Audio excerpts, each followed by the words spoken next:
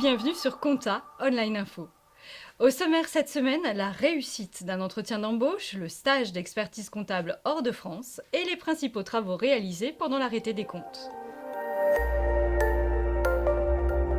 Passer un entretien d'embauche est un exercice qui peut s'avérer difficile, alors le réussir peut paraître encore plus insurmontable.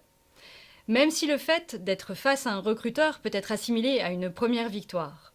Certains signes ne trompent pas lors d'un recrutement, à vous de déceler si cela se déroule bien et si vous pouvez avoir une chance de décrocher le job. Il ne suffit pas de répondre à toutes les questions du recruteur pour être sélectionné. Par exemple, vous pouvez observer le recruteur et déterminer s'il a un comportement positif à votre égard. S'il croise les bras, lève les yeux au ciel ou bien s'il ne paraît pas intéressé par ce que vous dites, vous pouvez estimer que vous allez devoir redoubler d'efforts pour le convaincre d'être le candidat qu'il lui faut. Le stage d'expertise comptable peut être réalisé à l'étranger sous conditions. Limité à 1 an hors Union européenne et hors Afrique francophone, sa durée à l'étranger peut aller jusqu'à 3 ans. Au stagiaire de bien préparer son départ et de s'assurer que toutes les conditions de validité du stage sont remplies. Car une fois parti, il sera beaucoup plus difficile de revenir, surtout pour quelques jours seulement. Ce retour sera idéalement limité aux examens du diplôme d'expertise comptable. Même le sujet de mémoire devient facile à trouver, tant les spécificités internationales sont des sujets potentiels.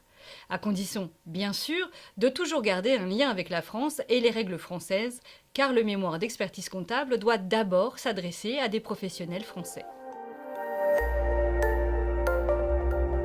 L'arrêté des comptes est la période qui suit la date de clôture de l'exercice comptable. Elle précède l'établissement des comptes annuels et l'envoi de l'alias fiscal. C'est une période d'inventaire qui dépend de la date de clôture des comptes. Les comptables vérifient les soldes des comptes et passent un certain nombre d'écritures complémentaires. L'objectif est d'obtenir le résultat comptable, puis le résultat fiscal et surtout des comptes fiables.